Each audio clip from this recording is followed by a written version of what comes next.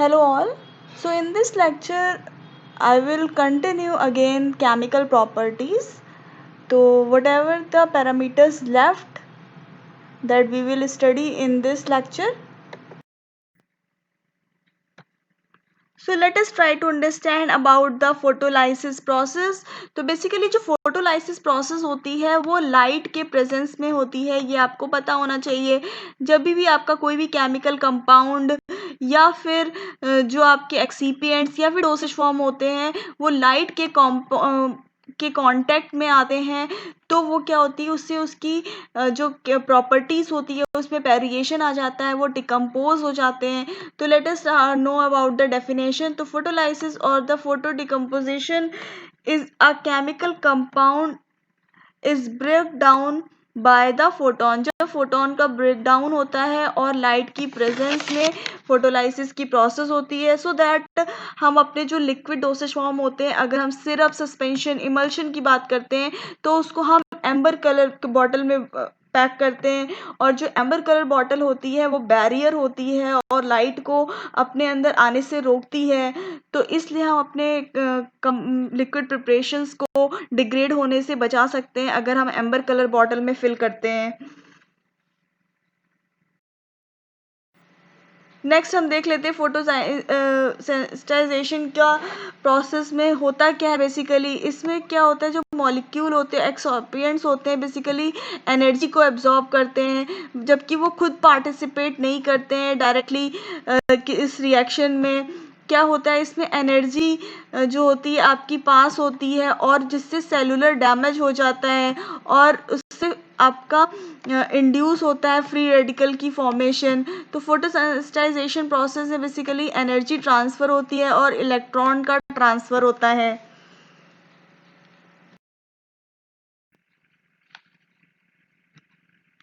So now let us understand कि जो photolysis की प्रोसेस होती है उसका पाथवे कैसे फ्लो करता है।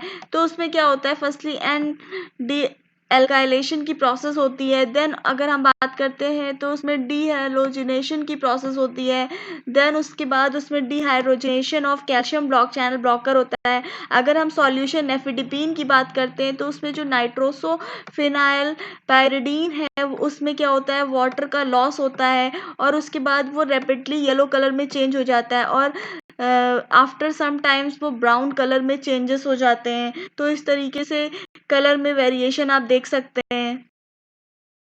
नेक्स्ट आप देख सकते हैं कि D carboxylation of anti inflammatory agents होते हैं, फिर ऑक्सीडेशन की प्रोसेस होती है, आइसोमराइजेशन होता है और देन रीअरेंजमेंट की प्रोसेस होती है जिस फोटोलाइसिस के पाथवे में।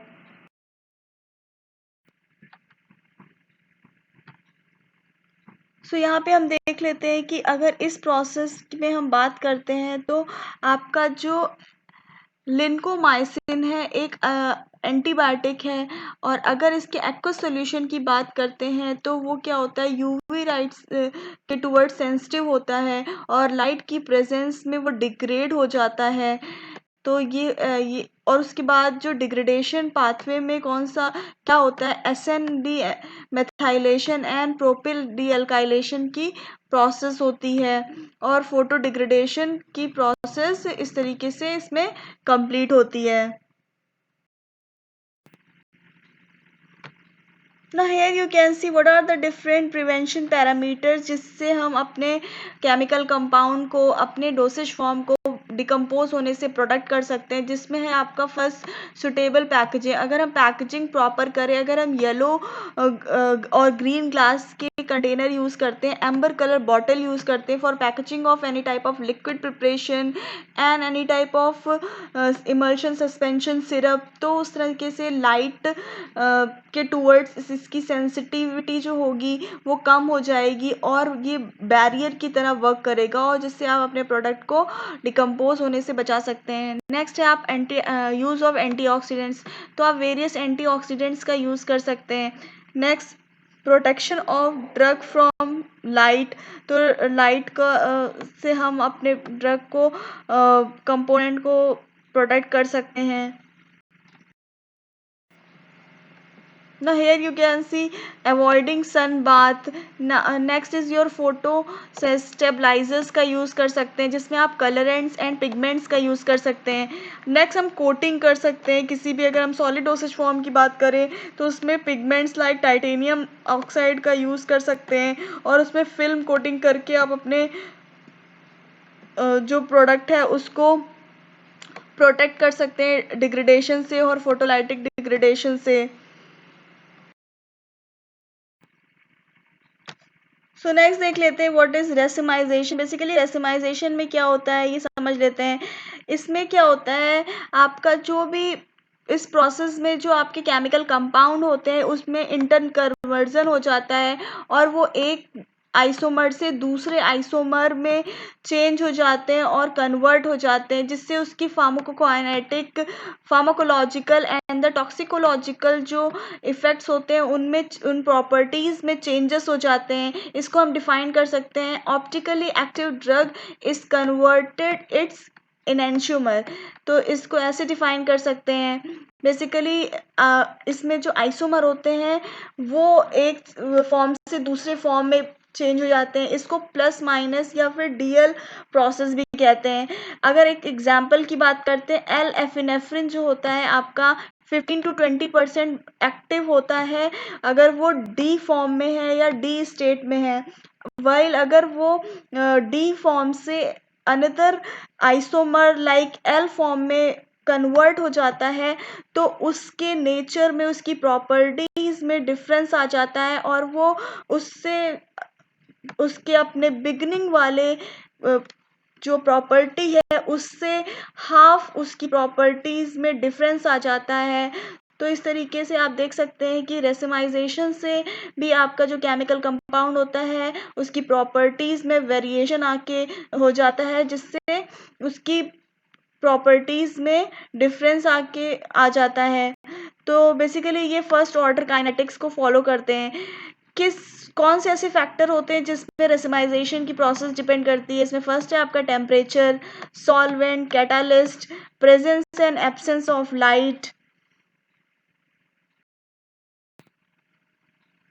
ना here you can see formation of racemic modification. तो इसमें आपका फर्स्ट है by mixing, by synthesis.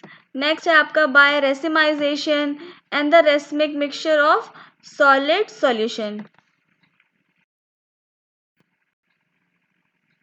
So let us try to understand about the polymerization. तो पॉलीमराइजेशन से कैसे आपका जो ड्रग मॉलिक्यूल होता है, एक्सिपिएंट्स होता है और जो डोसेज फॉर्म होता है कैसे डिग्रेड हो जाता है, इसको हम समझ लेते हैं.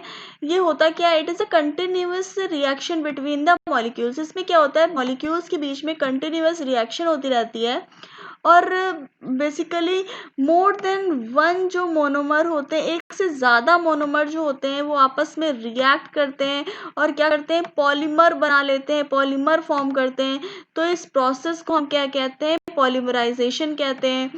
बेसिकली इसका एग्जांपल समझ लेते हैं. तो इसमें क्या होता है कि अगर हम ग्लूकोज को के सॉल्यूशन को डार्क में या फिर डार्क में रख देते हैं तो क्या होता है, इसमें पॉलीमराइजेशन की प्रोसेस होने लगती है और ब्रेक डाउन हो जाता है पर्टिकुलरली प्रोडक्ट का. नेक्स्ट हम बात करते हैं शेलैक की. तो शेलैक भी पॉलीमराइजेशन की प्रोसेस इसमें भी होने की पॉसिबिलिटी होती है, जिससे क्या हो जाता है, इसके प्रोलॉन्ग एक्शन से क्या होता है, जो आपका कंपाउंड होता है वो बॉडी में जाके उसके डिसइंटीग्रेशन और डिसोल्यूशन टाइम में वेरिएशन हो जाता है. मे बी वो जल्दी डिसइंटीग्रेट ना हो और डिसोल्यूशन की प्रोसेस भी जिससे लेट हो जाएगी. तो इस तरीके से अब हम देख लेते हैं कि कौन कौन से ऐसे मेथड है जिससे हम पॉलीमराइजेशन की प्रोसेस को प्रिवेंट कर सकते हैं. तो इसमें सबसे पहले ये है कि अगर आप बहुत सारे लेबलिंग में लिखते हैं और देखते होंगे कि उसमें लिखा होता है कि temperature store at a room temperature या store at a cool and dark place. तो इसका बहुत ही मीनिंग है. तो आप देख सकते हैं कि all the product should be stored in a suitable temperature to avoid thermal decomposition. तो जैसा भी आपको लेबलिंग में लिखा होता है उस के अकॉर्डिंग हमें स्टोरेज कंडीशन देनी है पर्टिकुलर अपने डोसेज फॉर्म को। नेक्स्ट कुछ ऐसे प्रोडक्ट होते हैं जो लाइट सेंसिटिव होते हैं, तो उसके लिए हमें एम्बर कलर बॉटल में अपने प्रिपरेशन को फिल करना होगा। नेक्स्ट हमें सुटेबल मटेरियल चूज़ करना होगा पैकेजिंग के लिए। लाइक अगर हम ग्लास में, प्लास्टिक में अपने प्रोडक्ट को स्टोर करते हैं तो उससे भी एक्सपोजर को हम रोक सकते हैं और पॉलीमराइजेशन से बचा सकते हैं। नेक्स्ट हम देख सकते हैं कि ऑक्सीडेशन की प्रोसेस को भी हम बचा सकते हैं अगर हम अपने प्रोडक्ट को प्रॉपर स्टोर कर रहे हैं, प्रॉपर कंडीशन प्रोवाइड कर रहे हैं for storing. Next addition of suitable solvent system, अगर हम प्रॉपर सॉल्वेंट सिस्टम यूज़ कर रहे हैं तो हाइड्रोलिसिस की प्रोसेस को भी होने से रोक सकते हैं। तो इस तरीके से पॉलीमराइजेशन की प्रोसेस आपकी प्रिवेंट हो सकती है। So next is your isomerization. Now you have to know about कि isomerization क्या होता है। तो isomerization बहुत ही रेयर होती है, बहुत ही कम देखने को मिलती है किसी भी प्रिपरेशन में। तो इसमें होता क्या है बेसिकली, इसमें जो एक स्ट्रक्चर से दूसरे स्ट्रक्चर में किसी भी केमिकल कंपाउंड में चेंजेस हो जाते हैं और स्ट्रक्चर में वेरिएशन आ जाता है, जबकि उसके एम्पिरिकल जो फॉर्मूले होते हैं वो सेम रहते हैं बट उसकी प्रॉपर्टीज़ में डिफरेंस आ जाता है। ठीक है, तो टेट्रासाइक्लिन और उसके डेरिवेटिव्स होते हैं, उसमें ये वेरिएशन देखने को मिल सकता है। जैसे आप उसके एट pH 2T6 में, ठीक है, एम्फोटेरिसिन बी में भी आइसोमराइजेशन की प्रोसेस हो सकती है। टेट्राहाइड्रोयूरिडीन में भी आइसोमराइजेशन की प्रोसेस देखने को मिलती है। तो this is about the isomerisation. So next is your decarboxylation. तो डीकार्बोक्सिलेशन में बेसिकली क्या होता है देख लेते हैं। बेसिकली इसमें क्या होता है कि अगर किसी ड्रग सब्सटेंस में डीकार्बोक्सिलेशन की प्रोसेस अगर हो जाती है तो क्या हो जाता है, तभी भी आपकी ड्रग डिग्रेड हो सकती है और डिकम्पोज हो सकती है। सपोज़ कुछ ड्रग्स ऐसी होती है जिसमें अगर COOH ग्रुप प्रेजेंट है तो वो क्या करती है, वो कार्बन डाइऑक्साइड गैस लिबरेट कर देती हैं। एग्जाम्पल देख लेते हैं इसका। अगर सॉलिड अमीनो सैलिसिलिक एसिड की बात करते हैं तो वो अगर उसमें डीकार्बोक्सिलेशन की प्रोसेस हो जाती है तो वो meta aminophenol and carbon dioxide gas liberate करते हैं। तो दिस वे आपकी ड्रग जो होती है डिकम्पोज हो सकती है। नेक्स्ट हम एंजाइम डिकम्पोजिशन की बात करते हैं तो ये भी ऐसे प्रोसेस है जिससे क्या होता है, आपकी ड्रग डिग्रेड हो जाएगी, केमिकल प्रॉपर्टीज़ में डिग्रेडेशन कॉज हो जाएगा। क्यों हो जाता है बेसिकली, उसमें एंजाइम इंड्यूस्ड जो होते हैं उसमें डिकम्पोजिशन हो जाता है। एंड फिर उसके रेमेडीज़ आप देख लीजिए। इसके लिए हम बकल टैबलेट का यूज़ कर सकते हैं, प्रो ड्रग का यूज़ कर सकते हैं। अगर हम फिजियोकेमिकल प्रॉपर्टीज़ में इम्प्रूवमेंट कर दें तो उससे स्ट्रक्चरल चेंज हो सकते हैं और उसके बाद उसकी ऑक्यूलर पेनिट्रेशन में इन्हांसमेंट हो जाएगा और ओरल ड्रग डिलीवरी सिस्टम में भी आपके चेंजेस हो सकते हैं। तो दिस वे आपका एंजाइम डिकम्पोजिशन की प्रोसेस होने से भी ड्रग में डिग्रेडेशन कॉज हो सकता है। So here I am ending my today's lecture. So आपका chemical characterization is ending your here. Thank you so much all.